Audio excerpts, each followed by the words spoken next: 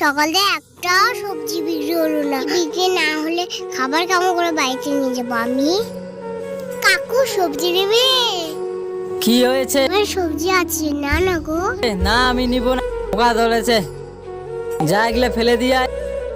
যত সব। কি হচ্ছে ওখানে? আমার সব সবজি ফেলে দেবে। আমার মা এসে কেমন করে কিনবো? কি হয়েছে বাবু, সবজি বিক্রি করছো কেন তুমি? আমার মায়ের খুব শরীর খারাপ। তোমার মায়ের খুব শরীর খারাপ? আচ্ছা তুমি পড়াশোনা করো না?